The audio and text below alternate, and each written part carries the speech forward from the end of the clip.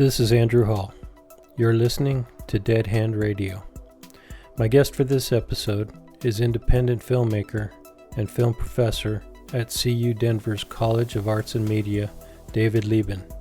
David and I talk about filmmaking and the recent release of his post-apocalyptic film, A Feral World.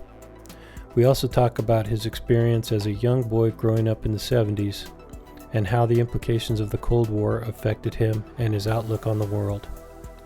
It's a fascinating discussion with a multitude of resources and information for anyone interested in filmmaking, so be sure to have pen and paper handy to take notes. Above all, enjoy the show.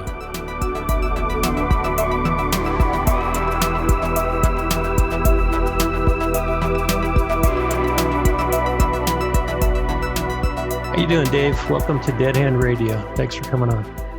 Of course. So how are things going with you, man? Things are going pretty good, as much as you can be, when you're trapped in your house a little bit. It's going pretty well, though. Yeah. You're up in Colorado, right?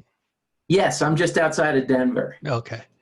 So are you still in pretty much lockdown like the rest of the country? Yeah, kind of. I teach at a university, and we have sort of like a soft return, we have classes that we teach filmmaking, and so those classes have a degree of face-to-face, but any class that's sort of lecture-based is all done remotely. So where our campus normally would have 15, 20,000 people, I think there's 2,000 people actually on campus. So, and there's a mask mandate in town, and which is a good thing. And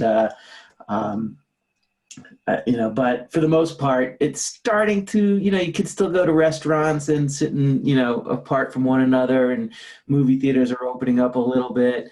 So it's slowly starting to have some normalcy, but I'm not sure if that's simply because it's better than not being able to go out at all. So.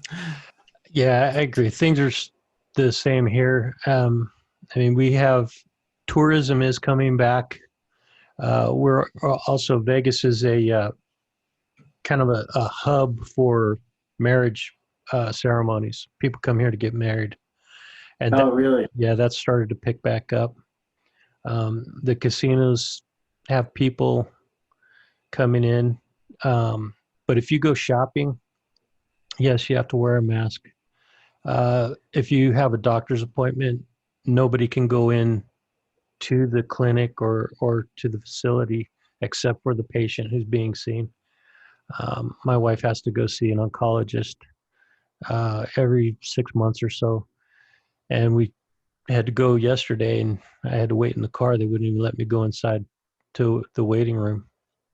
Oh, really? Yeah. So there's still restrictions, and there is really not a feeling of normalcy, because it's still weird to walk around and see, hundreds of people wearing masks. That just reminded me, we went to Costco yesterday, which is a place that we go to shop every week. And I got out of the car and almost got to the door of the store. My wife waited in the car, but got almost to the door and realized I forgot my mask. And man, I had to walk all the way back to the car, get my mask, turn around and go back in. It's just such a weird inconvenience to wear masks. Yeah, it is kind of irritating for sure. It's like it used to be keys, wallet, phone. Yeah. And now it's keys, wallet, phone, mask. True. Yes, true. Yeah, it's just a weird new, like I said, it doesn't feel like a normal. It doesn't feel like a new normal to me, but seems like these kind of restrictions are not going to let up anytime soon. Yeah, I know. Until there's a vaccine, I don't think that we're going to see a whole lot of change. Yeah, that's a topic that I don't really want to get into, because I'm kind of scared that they're rushing this vaccine. Oh, 100%. I'm not an anti-vaxxer, man. I just don't think that it's safe to roll out a vaccine within 6 months to a year. especially when it's just politically driven. It isn't, for our benefit. And I feel like we got to just wait until, the scientists do the proper testing, and it could be another year, and they're acting like they can put it out in a couple of weeks. Mm-hmm. Yep. So let's get back on to filmmaking. We'll talk a little bit about that. I want to Okay. talk about storytelling, which I think the two are uh, mutually exclusive. You can be a good storyteller and not a good filmmaker, or vice versa. Actually, I think it's hard to be a good filmmaker without being a good storyteller, but you get the point, right? Yeah, you could be a good technical guy, but it doesn't necessarily mean you know how to engage your audience. True, true. So you have been a professor. I guess is that your uh, title, professor? Yes, I am a professor at CU Denver's Department of Film and TV. I'm the chair of the department there. Okay. And how long have you been doing that? I've been at CU for 16 years, but I've been teaching since I want to say '96 at various institutions. Oh, okay, cool. Cool. So you know your craft. I've been doing it for a while. Yeah, Yeah. for sure. Now this is kind of a loaded question, but the way things were done back when you first started, and the capabilities that your average person has today with their iPhone, their Instagram, or their YouTube account, um, can anybody be a filmmaker? I think it's not that hard these days to get a good image, and it's not that hard to get good sound. Uh, I would say yes, anyone has the tools available to them. And we used to say, like, when I first started, like for $10,000 or $15,000, you can have a full studio. And I think that still stands. Like you get a really nice camera that shoots in 4K. Software is not that expensive anymore. You can get Adobe Premiere for, I want to say like $30 a month. So all the tools are available to you. It's really manpower is the issue. Like you can make a film with you and your buddies, but like as soon as you start including, crews and lighting and speeding and locations, and it still becomes a challenge. So there's always going to be different degrees of it. But to answer your question, the tools are available. Yes. Okay, so if somebody were interested in getting started as a guerrilla filmmaker or an independent, low budget or no budget filmmaker, what would be their first steps? I would say make a short film and really try to do it not with just in your apartment, with your roommate. Like actually write a script, work on that script, and make that movie. It doesn't have to be long, 5-10 minute movie, and just go through that process to understand what's involved, and then look at the film and have some time to reflect on that film and see what's working and what's not working. And if you post it up on YouTube, you're going to get a whole lot of haters telling you what they hate about it. And then if you talk to some people that, like, if you send it to film festivals, you kind of get some good responses.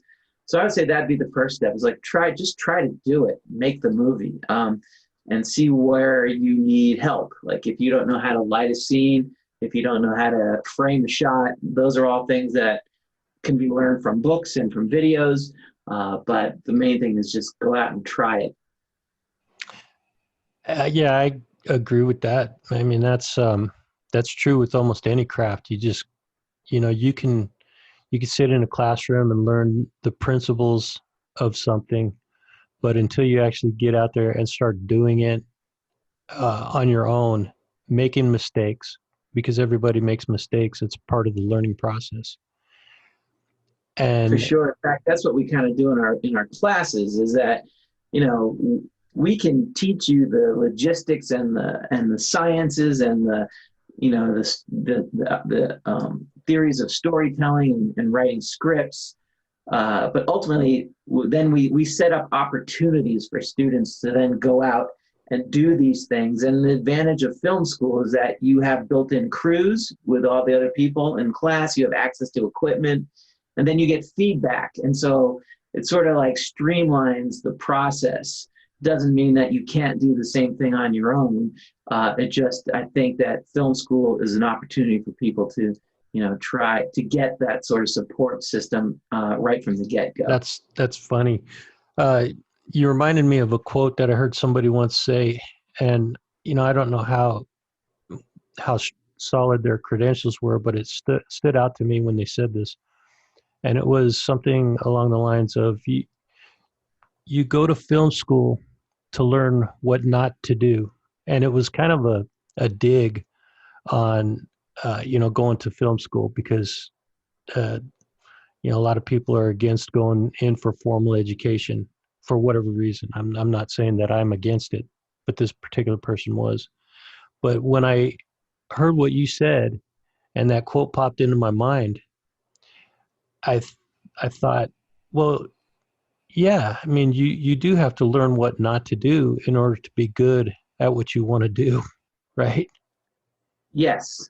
And the problem when you do it on your own is that, and even if you are not doing it on your own, you have delusions of grandeur when you make a movie. You think it is the best thing ever. And it takes a while for you to sort of reflect on it to see where its failings are and where its strengths are. And so there is an attack on education that's been going on for years now. And I don't know if it's entirely justified I don't also think I see the points behind it, but at the same point, I do think that you have an advantage by going to film school versus someone who hasn't. Unless some people have like connections and they're working on the sets from the get-go, and they are watching the thing happening while they're growing up, and there's an advantage to that. But it's very hard to like get into that system unless you're born into that, the family of royalty of Hollywood, so Yeah. if you don't have that connection, how are you going to do it? And that's another leg up with film school. That is absolutely true. I didn't major in film. I did take a couple of classes on video editing, filmmaking, storytelling. I just took a couple of like personal enrichment classes, and that was one of the things that they were, and it was at a community college. It wasn't even a university. They have a really good connection with people in Hollywood, and they actually send you down there as a part of your, it's part of your degree program if you wanted to major in it. But you go down there and intern with them for a week, I think, a week or 2 weeks or something like that, and you really get connected with people in Hollywood, and that's where you have opportunities open up to advance your film career. Yeah, for sure. And it's almost impossible to get that unless you have, like you said, insider connections with people in the industry. Yeah, I always tell my students that, 1,000 people get to work in Hollywood, uh, and the idea of graduating film school and becoming a director is really they're not a lot. The odds are not good, unless you're doing the stuff on your own and you're figuring out how to fund it and doing crowdfunding. And then, yeah, you can make your own movies. But if you want to do the Hollywood level film, you're probably not going to be a director, at least not for another 20 years, So what we do is like we train students to get a foundational job. You can leave film school and you can get a job as a production assistant, maybe a sound, assistant, or, like you can get a job for sure. And our students do get jobs. There's no doubt about it. But you're not going to be a director. You got to learn a whole lot before you can do that.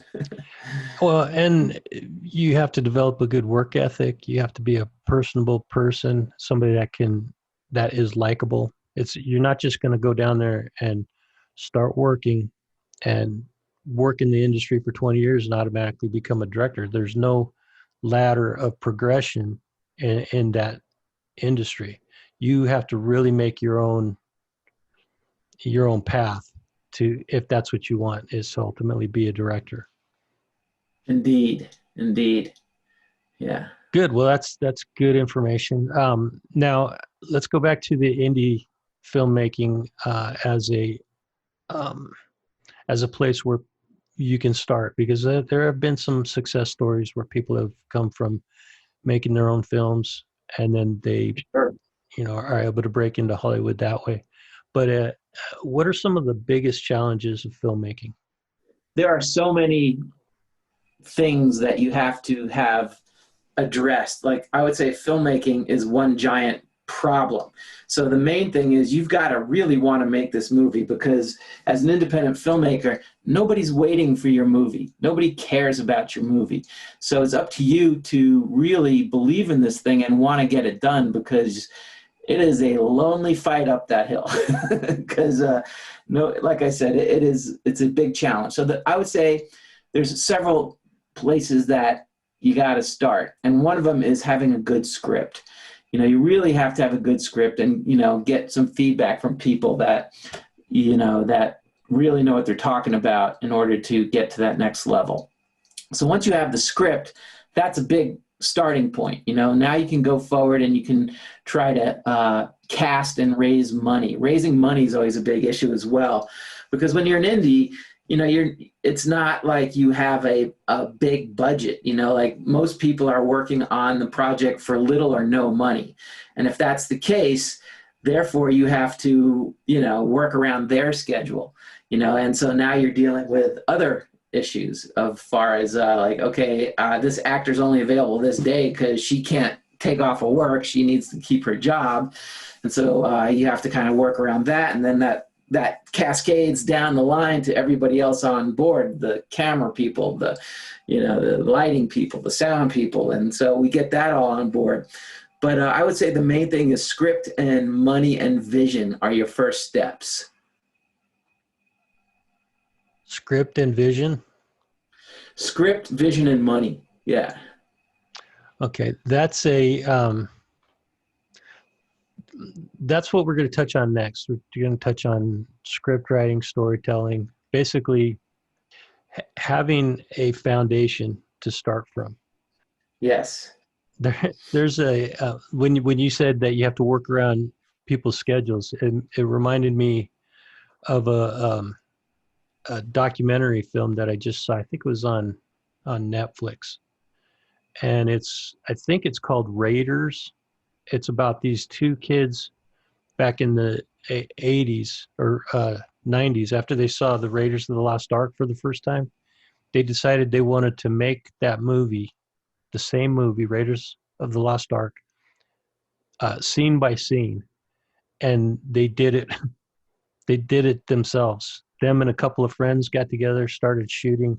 And over the course of, I don't know, 20 years, I guess, they made this movie that is an exact remake of the original Raiders of the Lost Ark movie. Is it any good? The movie itself was well received, but it's the backstory of two kids having a vision and a passion and letting nothing stand in their way to complete their goal. That really inspired the audience. It was only shown at some film festivals, but like I said, the audience loved it. And when you see it scene for scene, what these guys did is unbelievable. It's incredible. Yeah, they made it, in their backyard, literally in their backyard. They made the entire Raiders of the Lost Ark. They made the entire film in their backyard on I think they had one camera to film the whole thing. Wow. Yeah, that's a great way to learn how to make movies, by the way. Oh yeah. Because what we do in some of our basic cinematography classes is we say, okay, pick a scene that you love, and then we try to get students to recreate the look of that image by studying it and trying to do what they're seeing. And what you described there is taking it to a whole nother level, and that's pretty interesting. I'd like to see that. Yeah, I think it's on Netflix. It's either Netflix or Amazon Prime. But the movie is called Raiders: The Story of the Greatest Fan Film Ever Made. It might even be Pretty on YouTube. I can't remember where I saw it, but I looked it up, and that's the name of it. All right, And the cool. reason it prompted me when you said the scheduling is an issue is because these guys, they finished their film, they got it seen at some festivals, and then another 10 or 20 years went by. They went their separate ways, and now these guys have their own careers, and they came back together because there was one scene that they hadn't yet filmed, and it was the scene where Indy's fighting the Nazi right in front of that plane Yeah, at the close to the end of the movie, or maybe not the end of the movie, but it the was. guy gets chopped up. Huh? Yeah, The guy gets. he gets shredded by the propeller of the Yeah, plane. yeah. Yeah, but that whole scene they had not filmed yet, and so they got back together to film this one scene, the final scene of their movie. And one of the guys was working for a major a game company, and he had to take time off. Well, shooting went way past the scheduled um, time of that they had allotted for the shooting, so he had to keep asking for time off and extending his leave of absence from his job. And his boss was getting fed up and almost fired him for it. But Huh. yeah, that just goes along with what you were saying, that the scheduling is one of the biggest challenges you're going to run into when you're making an independent film, because nobody's getting paid, or very few people are getting paid. They have regular jobs that they have to go to, and regular lives. And this movie making hobby that everybody's kind of participating in is secondary. Indeed, It might be your indeed. priority as the filmmaker, but everybody else involved is really looking at it like, man, this is something that I want to do, but I have to make it to my job. I have to, take care of my responsibilities of real life. Yeah, and then not only do they, maybe they even want to do it, but you get 12 hours into your day, they start questioning, why am I here again? Yeah, good point. Good point. Because it's not easy work. It might be fun putting a film together, but it is not easy work. And I would also say that aside from the director and the cinematographer and the actors, everyone else is sort of sitting around and waiting for the shot to start, So there's a lot of sitting around and waiting. Yeah. And if you're directing the movie, it's nonstop chaos. But for everyone else, it doesn't feel like that. That's interesting. It's really cool to see these. Uh, I like to watch documentaries on how films are made, because you see kind of behind the scenes type of stuff that Yeah. goes on. I mean, you don't even see a tenth of the minutia that goes on behind the scenes, but it's still interesting to see what goes on behind the scenes of movies. Indeed. Yeah. So as you mentioned, having a good script is kind of the core of any good film, and which leads to the next section I wanted to talk to you about, and that's storytelling. Um, so, do you, I mean, do you teach storytelling as part of your curriculum, or is that something that people have to continuously work on and learn from the beginning? It is a big focus to the program at CU Denver for sure. Like we are all about script and storytelling, and how do you then use the tools to supplement that story. So if you don't have a script, you don't have anything. So it is all, and it doesn't have to be, a fiction film. It could be nonfiction. It could be a documentary. It still needs a story. You still need characters that you care about in order for your audience to be engaged. I mean, there's so much content out there that you're fighting with, stuff that is way beyond the means of a beginning filmmaker. So, it is a tough battle. But yeah, story is all of it. And that is really where even when we teach cinematography, we then reflect on the script, So we're saying, okay, here's the script. What is the tone of this movie?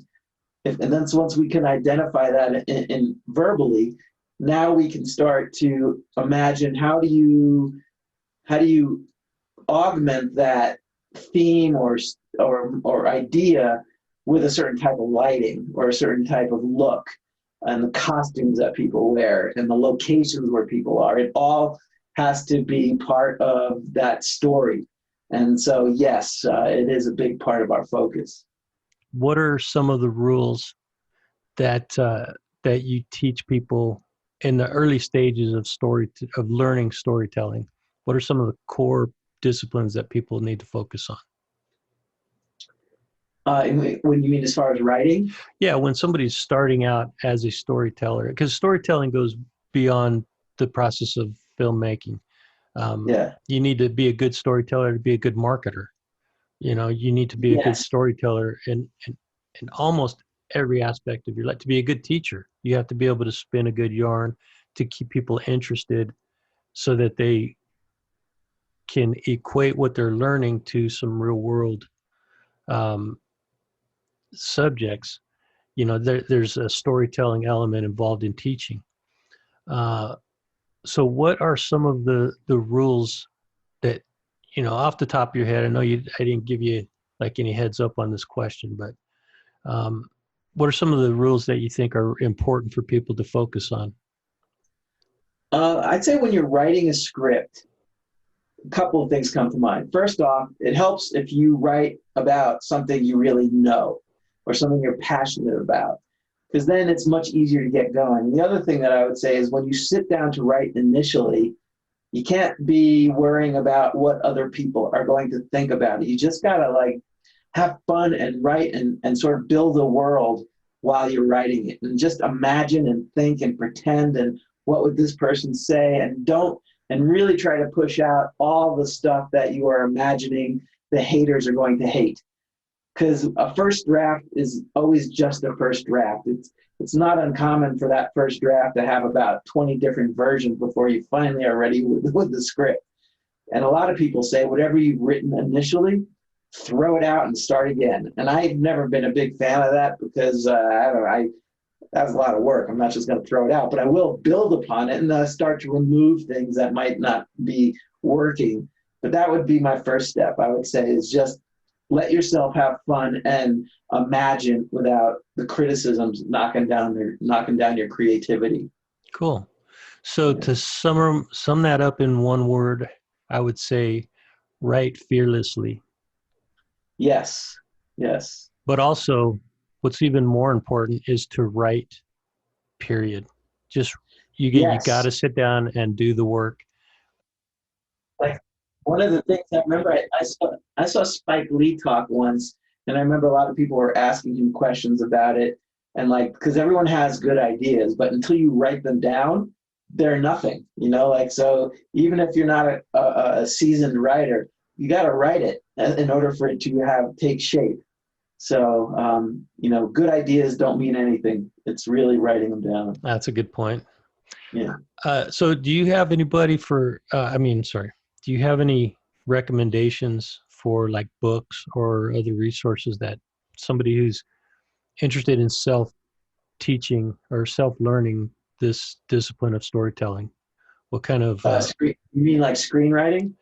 yeah, well, that's your primary area of interest. So yeah, if somebody wanted to get into screenwriting, what kind of books or even videos, um, maybe even Yeah. YouTube channel where somebody teaches filmmaking or script writing. What do you have any resources that you could mention? Yeah, I mean, I actually, I took a class not too long ago. I mean, I know how to write scripts, but I wanted to learn from people who know more than I do.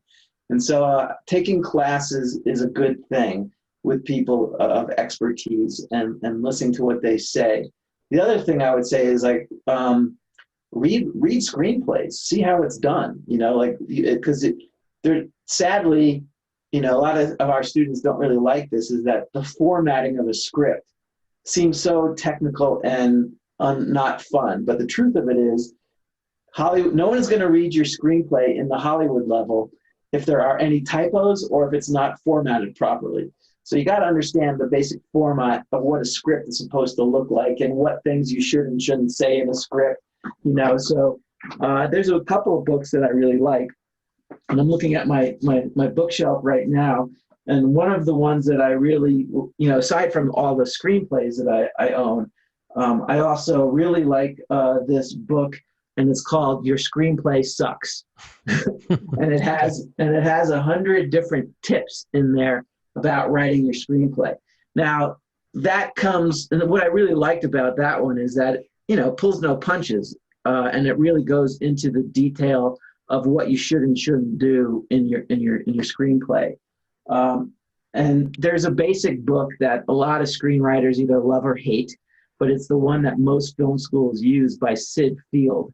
And Sid Field has it's the book that talks about, first draft, first act, second act, and third act. When does the inciting incident occur? So I would say those are the two books that I use a lot. And so what was the name of that one by Sid Field? The foundation. So Sid Field's book is called Screenplay: The Foundations of Screenwriting, Step-by-Step Guide from Concept to Finished Script, or the Screenwriter's Workbook. There's a whole bunch of Sid Field books, but the basic one is the Screenwriter Workbook, and that's the one that people use a lot. The issue with it, though, that other people don't like, is that it sort of propagates the formulaic storytelling. Like, this is the way movies are made that have been, quote unquote, Hollywood movies. So I do think that there is some, I am interested in movies that sort of break the formulas, but the problem with those movies is that nobody buys them and nobody goes to see them, but it doesn't mean that they aren't good. But if you want to learn how to write movies the way they are written, I would say that book, the one says Your Screenplay Sucks, and then the Screenwriter's Workbook by Sid Field are the kind of the basic starting points. Perfect. Excellent. Yeah. Good resource. Now, you also mentioned that it's a good idea for new screenwriters to kind of look at scripts of films that they have already seen.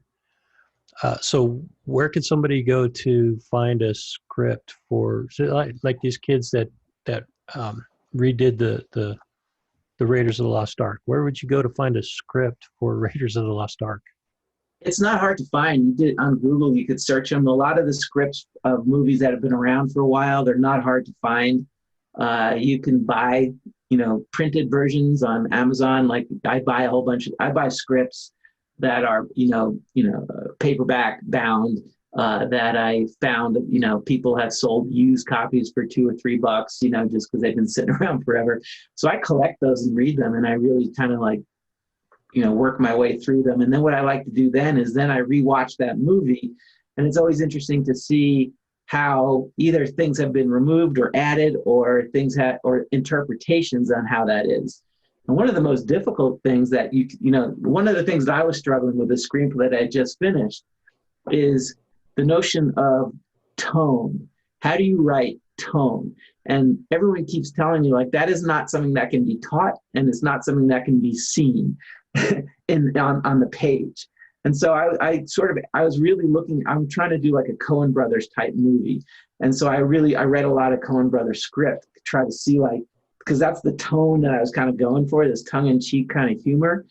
And what I found is that it's really, I can't find it on the page. I don't see it.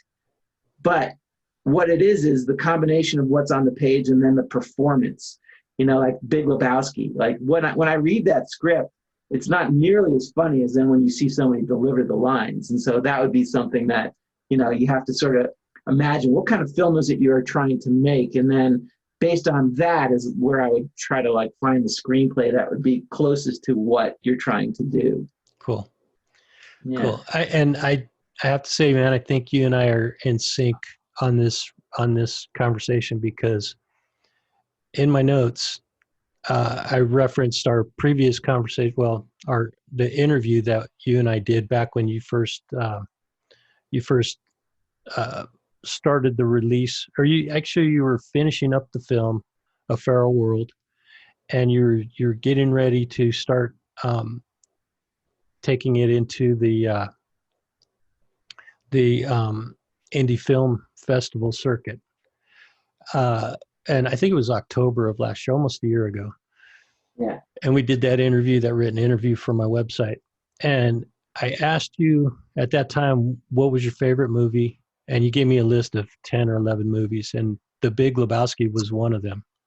So Yeah. in my notes, I reference that question. Um, and aside from The Big Lebowski, you also mentioned The Road Warrior and Aliens were among your top picks. But you also mentioned one that's a little offbeat, and it's called You Were Never Really Here, Yeah. and which is it's a good movie. Um, but I don't think it's a really well known movie. Correct. What was the actor's name? Joaquin Phoenix. That's right, Joaquin Phoenix.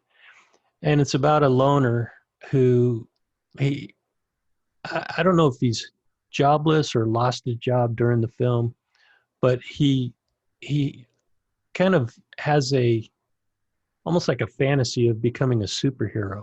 Is that the right film? Kind of. He's actually his job is people pay him to find kids that Oh, have that's right. gone missing. That's what it, Yeah. okay, that's right. Yeah. So, Yeah. and because I haven't seen it, I don't know, it's been a year or two since I've seen that movie. But And he's brutal. He's and, brutal. And so he goes into like these sex trafficking rings and he just decimates these people with a hammer. This is that's right. horrible. Yeah. So it definitely has a strong uh, reference or undertone from the movie Taxi Driver. So it's got Indeed. some really strong references to that movie, at Yes. least from my perspective. But what is it for you that makes that movie stand out as one of your top picks?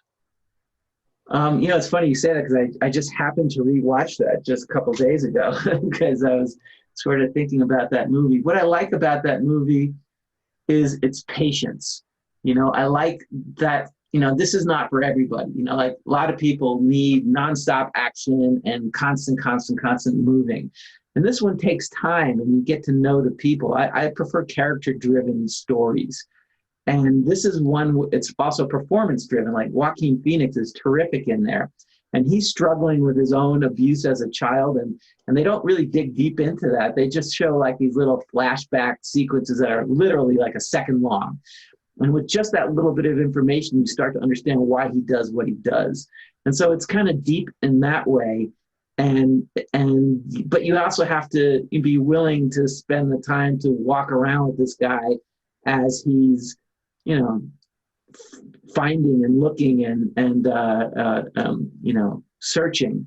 And all the minutia of his day to day. And I kind of like that part of it. And the other thing I really like about that movie is the director, Lynn Ramsey, does a lot of things that are unexpected. Like I would not think to have done the stuff that they do. And some people would argue that it's wrong. It doesn't fit into the rules of filmmaking, like how shots are framed, or, when they edit things, they cut out the stuff you think you'd want to see, like the hammer hitting the head, like they don't show that stuff. They just sort of cut around it. And I think that's really bold because people are expecting to see the gratuitous violence at this point. And so without a whole lot of on-screen violence, there's a whole bunch of horrible things happening in this movie. And I really think that this filmmaker understands that the most horrific things for the viewer to absorb happen in the viewer's head and not necessarily on the screen, but trying to get you to that place is really a master storyteller. And this woman, Lynn Ramsey, she's really terrific at it. That's true. It goes a long way in building the tension too for the scenes. You have this long, almost drawn out section of the film where you just see the mundane parts of this person's life, and you're really learning about this person, how they think. Yes. And then the next scene is ultra violent, but you don't, like you say, you don't see the actual. It kind of takes me back to the movie Jaws, when Yes. you don't see the attack happening. You don't see what's going on underwater. All you do is you see the girl get pulled under, and then she comes up screaming for life. And the next scene she goes underwater for good. you don't see and then you see, I can't remember if you see the filled water in that particular scene because it was at night, but Yeah, you don't that see it there, but you do see her horror on her face. Like, so exactly. it's her performance that sells it, you Yeah. know? Yeah. And that could be considered one of the most terrifying scenes in the history of movies. I agree. I always say that's like probably the scariest movie ever made because people are still afraid to go in the water. And what is it? You know, like it's still, Exactly. you can't go in the ocean without thinking about sharks. And it's because of that movie, Yeah. you know? So, okay, that's an interesting take on it. And I was curious why that movie stood out for you. You also mentioned The Big Lebowski, and one of my all-time favorite movies. I just love that movie, man, for so many reasons. But Yeah. I don't want to dwell on, movie reviews that much, but I do want to talk about a little bit about your film, your recently released film, A Feral World, because it's gone through some pretty steep challenges, even for an indie film, because of this COVID thing. So you had it scheduled to release on the film festival circuit. When was that scheduled to take place? Early 2020, right? It was supposed to be there was a film festival called in Phoenix called the International Horror and Sci-Fi Film Festival. It was supposed to premiere there. And then because of COVID, all the festivals went virtual or shut down. That was when it was supposed to. And then I submitted to a whole lot of film festivals and got into a bunch of them that went virtual. And I don't know about you, but my feeling about virtual film festivals is it's a really thin turnout. You know, like when you go to a film festival, there's something about going to the movie theater and being there with an audience that really make it worthwhile. But when you put it online, now you're competing with Star Wars and Star Trek and all the things that people love regularly. And I just don't think people are going to tune in for it. If you get like 6 or 7 people to watch it, that's terrific. So the film festival, I actually appreciated the film festivals that postponed as opposed to went virtual because I feel like the virtual ones are not really that terrific. So that brings up a whole slew of questions about film festivals. Like, for example, if you're not a filmmaker or part of a film, uh, why would somebody go to a film festival? Usually it's film buffs. You know, there's the people that just when you go to a film festival, you see films that are not your typical movie. You know, a lot of times they're newly released that have not yet found distribution, if they even will ever find distribution. So you're going to see a whole lot of art type films that would not come across your Netflix queue. You know, you'll see things that are different, and it's usually people that are art lovers. And the other thing for the filmmaker is it's very helpful to see what sort of response your film is it working. And then furthermore, like it's a way to network and to meet people that are also filmmakers or somehow involved in filmmaking in one way or another. And so it's very inspiring. You know, you see other people's work and it makes you want to do the work as well. So there's a lot of good things about film festivals. And there's also a lot of things about festivals that kind of irk me as well. So, Okay, well, we won't get into festival bashing. yeah. Let's just say that if you go to a film festival, it's worth it if you love movies. You like movies? Yes, absolutely. Okay, or And you're part of a film that's being released at the festival. That would be another reason to go, right? yeah, and to be part of that community at one level or another, even if it's just as an audience member. Okay, so like you said, a lot of the film festivals were either canceled, went virtual, or were postponed until a later date, which may still yet be unscheduled. Is that true, or do they Yeah. have dates in 2020 that these festivals are going to pick back up? Some people, yeah, it sort of depends. Like the one in Phoenix is really suffering with COVID right now. So they have not yet said what they're going to do, but they also have not canceled it. So yeah, that's on indefinite postponement. So it depends on the festival, really. Okay. So for the festivals that have gone virtual, has the your film released or been previewed at any of those virtual festivals? Yes, yes. It was at Burbank Film International Film Festival in Glendale, and it got into a couple that are still going to happen. Denver Film Festival is one of them, and so there's a few of them out there. And some of them have already come and gone. And I have no idea if anyone went and saw it. Like I'm not like they don't share that information with me. I don't know, All and that's what right. I don't like about it. So Yeah. like you just put it out there, and I don't know. Did anybody see it? It's hard to tell. Yeah, Yeah. that's a little disheartening. You submit to a festival, you don't even know if the film was reviewed by anybody unless somebody reaches out to you and says, "Hey, I saw your film." Exactly. Right. Okay. Yeah. Uh, um, Now, if somebody wanted to uh, like attend some of these virtual film festivals, uh, is there a is there a way to find out who's hosting these film festivals? How do you hunt that stuff down? How do you find the film festival? Yeah. Is the question.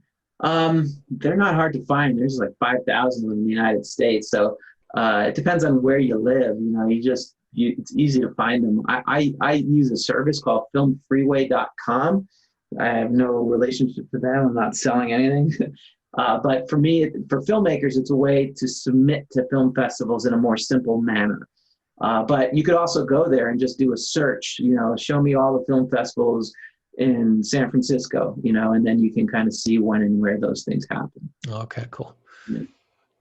And so I think you mentioned that the film has been reviewed or previewed at some of the virtual festivals, but you don't really know how well it's being received.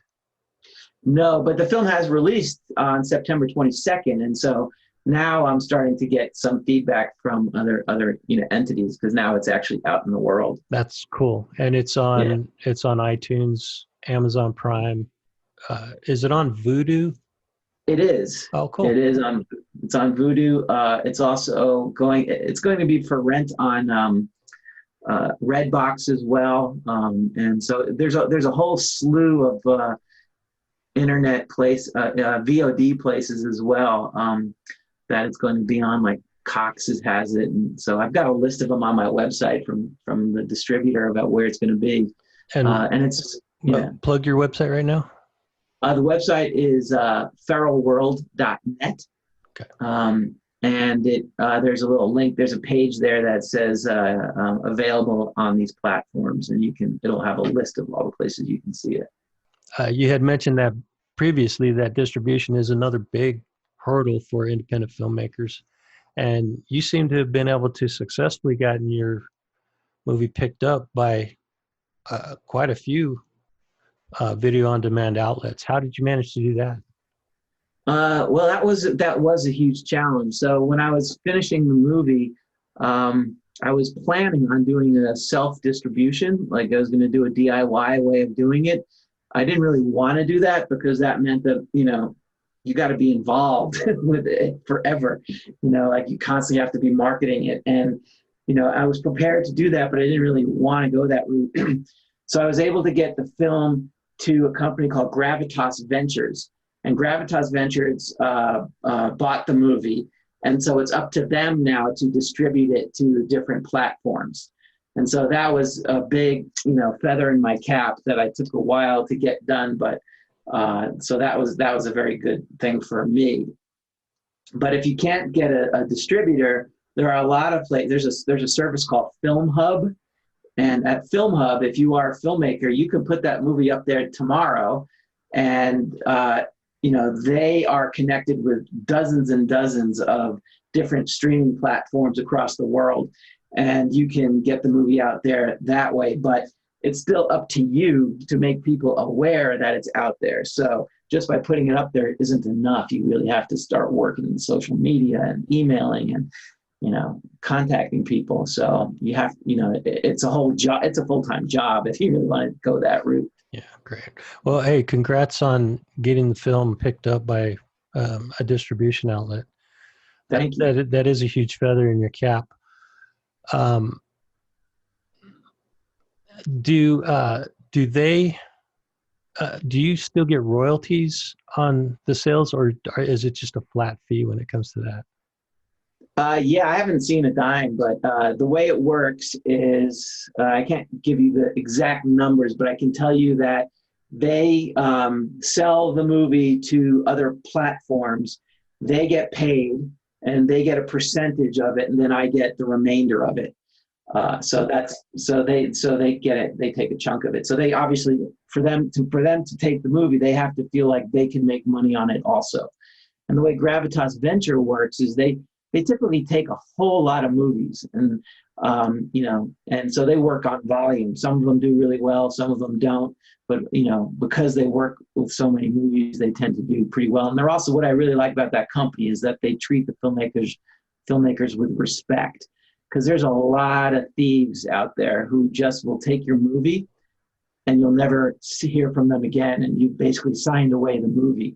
So that would be another thing that I would really recommend, is that when somebody tells you, hey, we'll take your movie, be really cautious, because when they say take your movie, they mean take your movie. So you got to really read between the lines. And what I did also was that I joined IMDb Pro. And so if I got an offer from a distribution company, I reached out to other filmmakers who worked with that company and said, hey, what was your experience with this company? And more times than not, some of these companies were like, oh my God, stay away from them. I have not seen a dime, and I've lost all rights to my own movie. So it's really important to do the research, and don't just be flattered that somebody likes your movie. Because what you'll find is that the distribution company will tell you all the right things, and they tell you how much they love your movie, and they'll start really flattering you so that you feel great about them, and then you give them your movie, and you never see a dime. They have this thing that they do where they say, okay, we're going to give you X amount of money once we get back all our marketing fees. Well, it turns out they never get back their marketing fees, and so then you never get the money, because there's no way to really audit what they're making and what they're doing with the money and with the film. And so that was one of the things. So when I found Gravitas, everything I heard from them is that, they're very honest and a good company. Good. Well, that's good information. I would hate to see somebody lose their film because it was picked up by the wrong person and just basically ripped them off. It happens more than the opposite. You know what? I think that is an area that a lot of people don't really understand, is that in the distribution part of the process, there's thieves that are out there trying to take you for everything you got. Yes. Your film is a product, and that's all they care about. They don't care about you, and they know that you are passionate about this movie and you want to get it out in the world, and so they take advantage of that. Yeah, and that doesn't even like the piracy of a film is not even part of that. That's just a different type of scam altogether, where they take advantage of the filmmaker, Yes, and take the film away from them. I mean, pirating is a totally different aspect of the theft process. Yeah. But Yes. man, that's something that I really wasn't too aware of. Yeah. So the next part of our conversation, if you still got time, I want to get into some areas that this podcast is known for, and that's the Cold War. Before we do that, is there anything else you want to talk about filmmaking or about your film that we haven't really touched on? No, just that in case people care about that, seeing the movie, just so you know, it's a post-apocalyptic story it's a coming of age story in that world. So that's basically all I have to say about that movie. Okay, well, no, that's a good point. And we did a pretty comprehensive interview on my website previously, and you also did an interview with our friend Evan at From the Wastes on his podcast about the film. So if anybody wants to get more detail about the film before seeing it, check out those two website, or my website, or From the Wastes podcast. And then the film's available, and it's available now on all the streaming platforms. Yes. So that's good that you mentioned that. But next, I'd like to talk about the Cold War, and you being a child of the 70s and 80s. I think you were born in you're about the same age as I am. So I was born in 66. Yeah, 63. Oh, Yes. okay. So Yeah. you grew up in the 70s. You remember, I'm sure you remember parts of the Vietnam War, this Yes. the launching of the oh man, forgot the name of the freaking space program that went to the moon. Apollo. Yeah, the Apollo program. Uh, you remember the Apollo astronauts landing on the moon? I Um, do. I remember my mother waking me up to show me that, the blurry image on TV. that's awesome, man.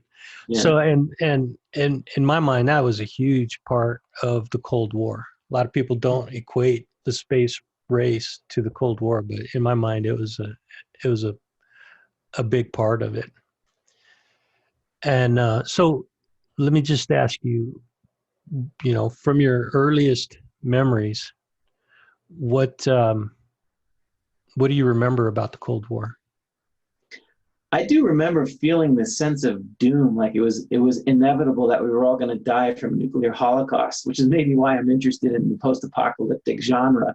Because I remember like a history teacher telling us, and something that he really shouldn't have told little kids, is that it was just a matter of time that we were all going to get nukes because there's too many nukes out there to not have them eventually go off, And so I just felt like this doom that was just waiting to happen, and the notion of radiation killing you, the invisible way, this thing you can't see that will kill you is also pretty terrifying.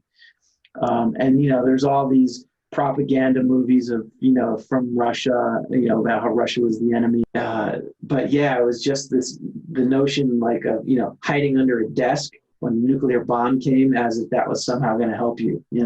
I remember all that. Yeah. That that might have been a talking point for the media and the educational system, that they had to drill into our heads, because I remember something similar to that. Teachers talking about, duck and cover, which is BS. Yes. And the possibility or the potentiality for nuclear war with the Soviets.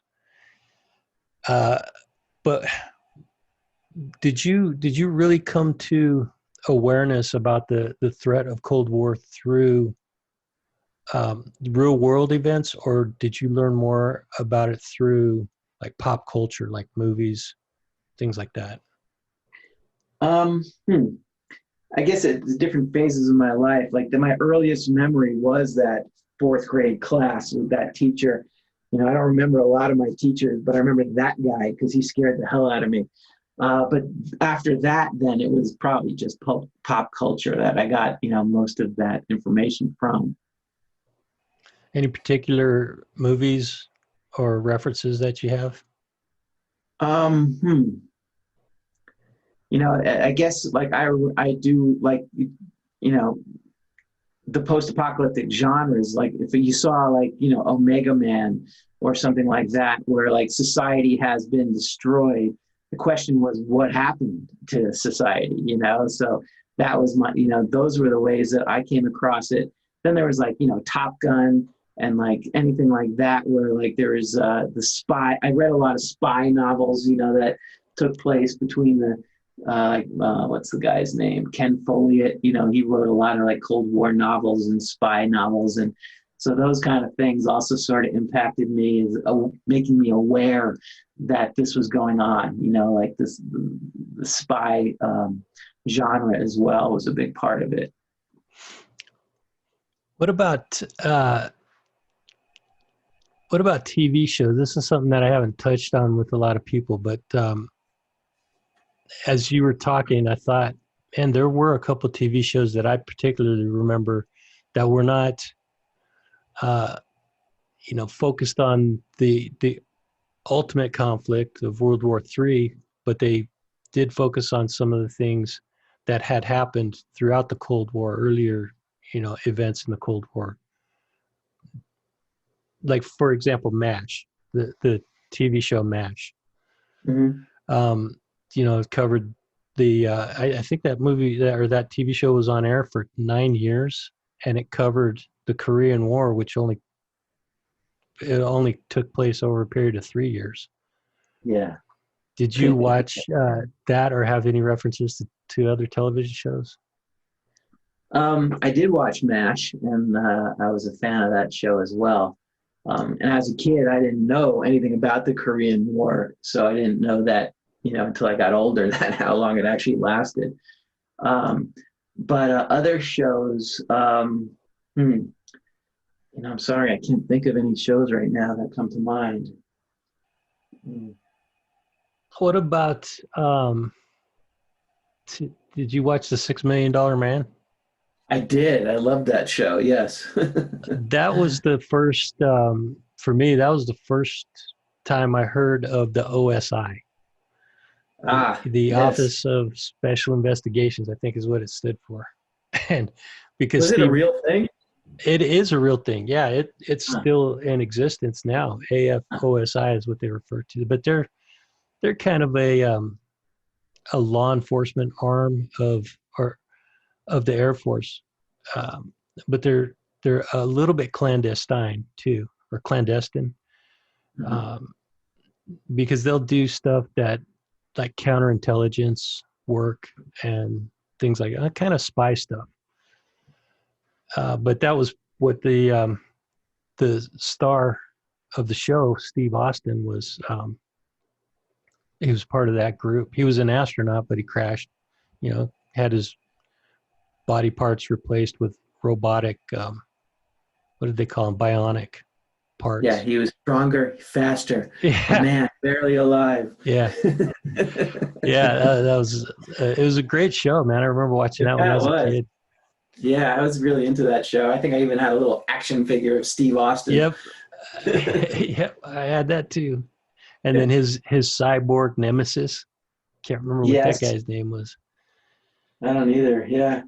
Um, so yeah, that's not really a strong Cold War reference, but it took place during the 70s.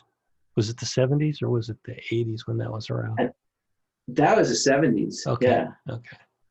Yeah, so that, I mean the Cold War was still ongoing, and you still had the threat of a nuclear war with Russia.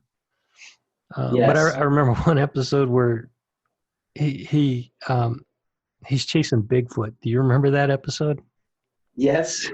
It's probably one of the silliest uh, episodes of that whole show, where he's like, I don't know if he was hunting Bigfoot or he was trying to escape from Bigfoot, but it turned out to be that Bigfoot was a robot, also, wasn't it?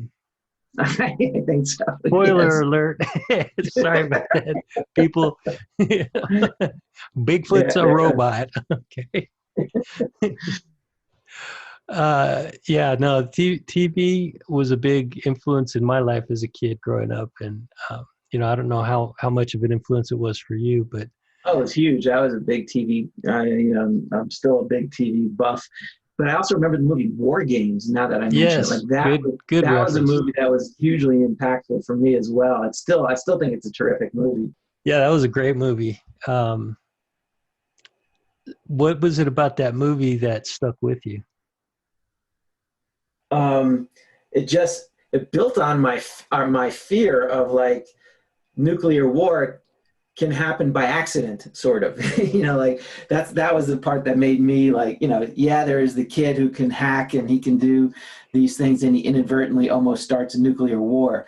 That's terrifying, like, hackers having access to trying to do such a thing. And so that was really kind of what stuck with me. Yeah, the study of the Cold War is really an interesting period in history because we were on the brink multiple times, and not least of which was the Cuban Missile Crisis in the 60s. Yes, which I think I was a little too young to remember that. But I do think that the residual fall off of that impacted our culture so much that that might be where all the teachers were feeling it, and all the filmmakers and the writers, like we were all, you know, imagining what would have happened had this gone differently. Yeah, that's a good point because not long after that, you had, well, that happened in 63. In 1964, you had a movie called Failsafe and another movie Yeah. called Doctor Strangelove, both about Yes. the nuclear war. Later in the 60s, you had The Planet of the Apes, which was a post-apocalyptic um, movie that took place far in the future. And you don't realize it until the end of the movie what actually happened. Yeah. One of the greatest reveals in Hollywood history, in my opinion. Totally. Yeah. But you're right. I think that incident did spawn a whole generation of creative minds to build on that incident. Yes. That's a good And good I look point. at that those kind of things all the time. Like, cinema and fiction is a reflection of the things that we, in the world we live in. And I often, the whole zombie genre is, in my mind, a reflection of the fears of a pandemic, which, we're living through now. So those kind of things are like, when you look at, the genres that are popular and are getting funded and are getting made, you got to think about, like, why are these things happening? Why are we watching these things? Where is it coming from? That's true. Yeah, and most people just want to be entertained. They don't really think of what the catalyst Yeah. was. Like the way, I can't remember who said it. I think it was Goldwyn from, MGM. He's like, if you want to send a message, send a telegram. Like, filmmaking is, and movies don't have to be sending a message. They don't have to say something. In fact, I got some weird criticism. People didn't want to watch my movie because they just assumed that there was going to be some political statement embedded in there. I was like, that's not the movie I made. It's interesting to me that people make assumptions like that. Sidetrack though, but yeah, it is the genres that we're seeing are a reflection of what our fears are. Yeah, and even if okay, so first of all, for the record, I did see the movie and I did not see any political agenda being exploited in that film whatsoever. Thought it was just Yeah, a creative, almost like an art movie. Um, yeah, but it had a lot of elements of sci-fi. The post-apocalyptic element was really strong in it, which is one of my favorite genres of fiction. Um, and the acting was great. The cinematography was excellent. The editing was well done.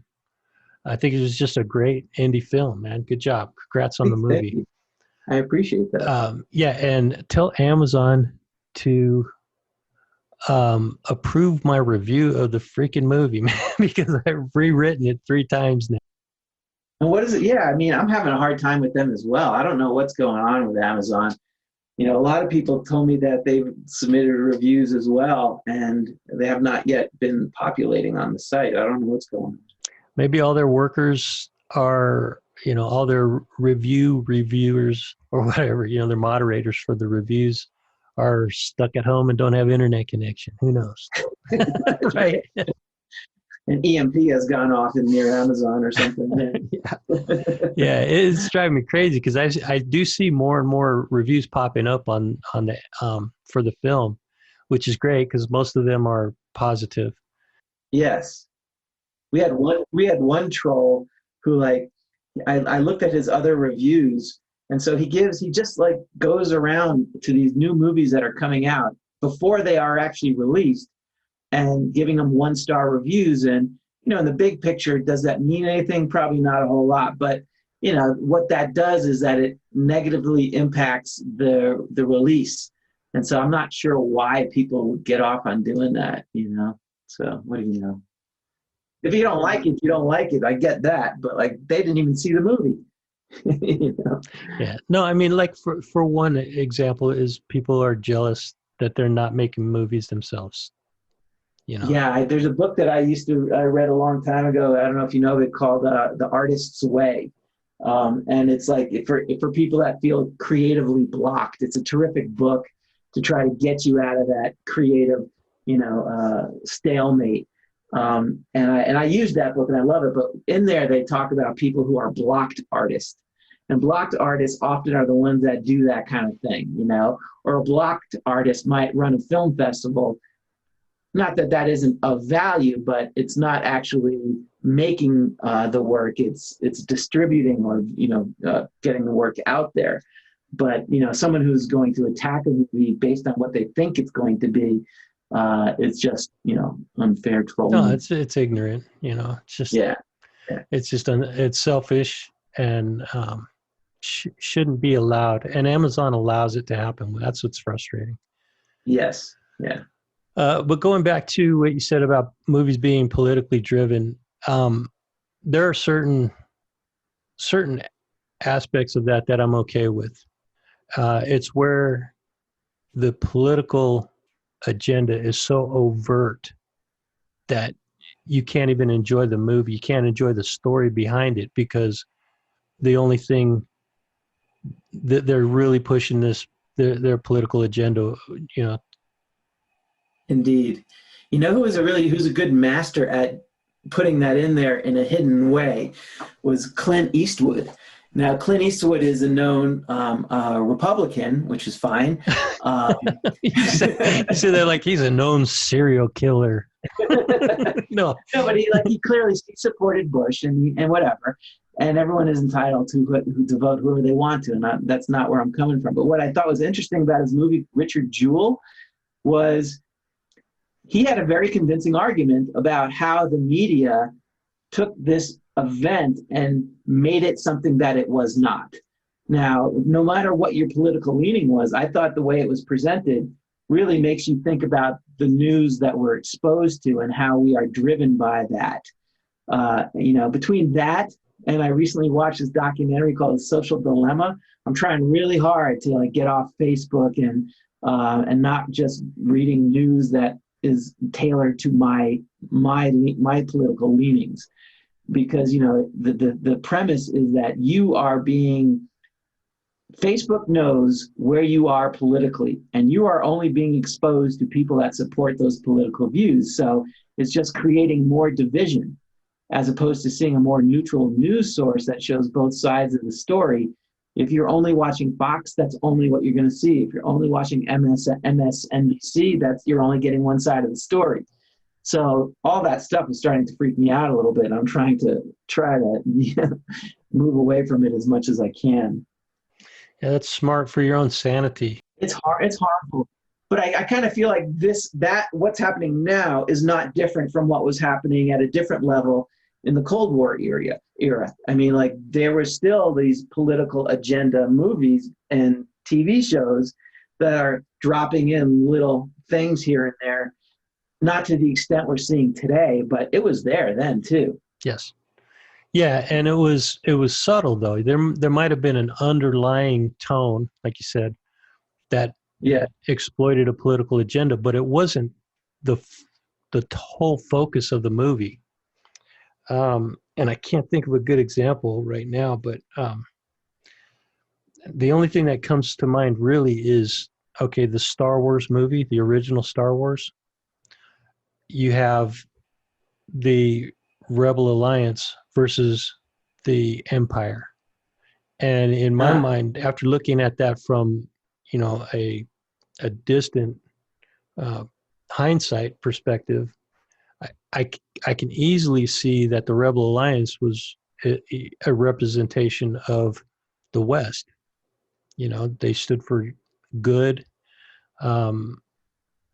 They stood for unity and the Empire. They're even dressed like Nazis. Yeah, exactly.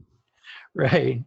It was, there was a really strong political undertone, I would call it, but it wasn't like, yeah, you're right. They did.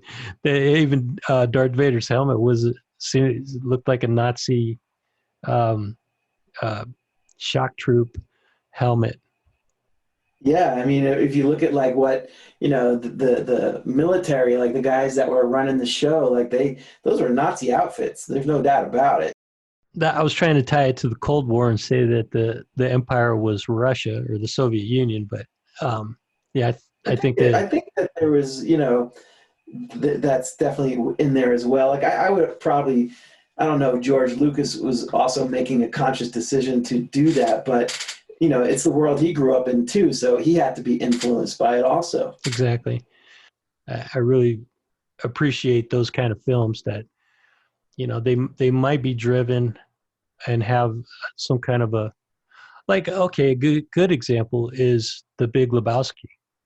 That movie has a lot of liberal undertones to it, but at the same time, it's just a great, entertaining, funny movie, and it's got a little bit of drama in there. Um, but yeah, one of my favorite all-time movies, man. I love that movie. Totally, yes. But yeah, I could watch that, and I know what the creators of that film are trying to do, but I can also appreciate the movie as just a piece of entertainment as well. Yeah, I mean they characterize both the liberal and the conservative side. Like Walter is clearly conservative, and Jeff Lebowski is the liberal, tree hugger. And so like they're both caricatures though, and their relationship is funny because of that. Yeah, yeah.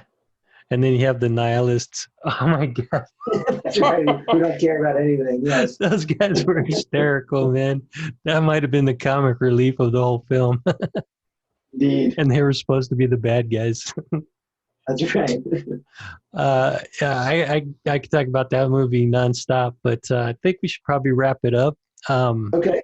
so, final thoughts. What I wanted to give you an opportunity was to talk about what you're working on now, and what can people expect to see from you in the very near future. So I have finally come to a point where the film Feral World has been put out into the world and I can stop working on it, which is really a relief because it's been such a long road to get there. I recently completed a screenplay that it's actually a genre a lot like The Big Lebowski in a way. It's probably more like Burn After Reading if you're going to compare it to a Coen Brothers film. And it's still really early. I'm trying to do this a little bit differently this time. Instead of a pure indie, low budget film, I'm trying to attract a little bit more talent, or not more talent, I would say, known talent, to make it a more marketable film. And so that's what I'm working on now. But it's too soon to say. Like we're hoping to start shooting in June or July if there's some relaxation in the COVID rules. But we'll have to see how that plays out. But that's what I'm working on these days. Do you have a working title for that? I do. The film is called Publish or Perish. Oh, Sort cool. of like, Okay. yeah, it pokes fun at academia, something I know a lot about. That's kind of your catchphrase too, isn't it? That's right. And then the way academics are judged and how we, may keep our jobs is that we have to make work and get the work seen internationally or visibly. And so that's what that phrase typically means. Cool. Yeah. Good. All right. Well, we'll be looking forward to that. And if you, like you said, you're trying to, are you going to crowdsource the financing for the film, or are you trying to look for um, a what is it called? Production company to come in and help you out with that? So I will crowdfund if I have to, but I'm not going that route yet. That's like a last ditch effort if I have to go down that route. I don't know if I want to do that again because it sucked the life out of me making that last film in that way. Where in this one, I am talking to a couple of studios who like the script. It's doing pretty well as far as, in film festivals, the script is getting knowledge here and there. So that's helpful. But I'm at a point now where I'm talking to a company who's trying to attach some talent to it. It's so early in the process. There's no, I'm not connected to the Hollywood industry, so I don't have any way to get my script into those famous guys' hands. but this company is making some. I was reaching out to those, so ideally we'll get a couple of names in there that would make the film a little bit more marketable. Oh, okay, great. Yeah. Well, I'll look forward to hearing more about that going forward. For sure. Did you, as you were making your last film, did you keep like a director's journal or video journal of the making of type of thing? We have some footage of, I had somebody on set kind of filming us from behind the scenes, but I haven't really, weeded my way through it. I find it painful to look at, so I try not to look at it. But I have the footage. One day, maybe if somebody cares about it, we could always like cut it together, but I haven't really had the nerve to look at it yet. Cool. Any plans of doing that with the next project? Behind the scenes kind of stuff? Yeah, maybe start, put it on that's YouTube. At some point we'll probably, if we get to the point where we can make the next movie, then we will definitely have people on site to do like a behind the scenes sort of thing. Yeah, that's a whole different project, isn't it? That it is. Usually that's a thing that we assign to a student, and they get credit for working on it and making a documentary about the making of. So some people like looking at that stuff. Oh, yeah, definitely, especially students of filmmaking and people that really love movies like to look at that kind of stuff. Yeah, for sure. So, yeah, I'm really looking forward to that next project and hearing more about it as time goes on. Well, thanks. I'm really excited about it. It's a project that I've been thinking about for years, and I just sat down and wrote it during the pandemic and made good use of that right on lockup time. That's all we could do. I started this podcast during the pandemic because there you go. I needed a creative outlet. Work was drying up and had to do something positive. So, well, I really am enjoying your podcast. So I'm glad you did. Hey, thank you, man. I appreciate that. It's always nice to hear. I don't hear a lot of what people think about it. I don't know if people don't want to hurt my feelings or I think it's good. My experience with having just released a movie is that if no one's saying anything negative, it's a good thing, because only the people that hate film typically write about it. So, well, I will adopt that attitude for sure. So if anybody else wants to follow along and see what you're up to and hear how things are rolling out for that next project and your life in general, what how would people connect with you? Actually, I do have a blog that I kind of revisit once a month or so on my website at feralworld.net. And so there's a director's blog in there, which I've been talking about Feral more than I've been talking about the new film. But as I am now, moving away from that movie, maybe I'll start using that site to continue the words there. So that's a good place to find me. Good deal. And social media? Yeah, I'm on Facebook, maybe a little less these days, and David Liban, and I'm also on Instagram as Feral_filmmaker. Okay. What about Twitter? Yeah, I'm there as well as Feral_filmmaker. Okay. Yeah. Good deal. So that's all I have for you, David. Is there anything else that you'd like to bring up, talk about, plug? That is it. I just really appreciate talking to you. It was an enjoyable conversation. Thank you so much. Oh, it's my pleasure, man. I appreciate you coming on and sharing so much of your time with me. Of course. All right, David. Thanks again, my man. All right. Take care. Have a nice day. You too.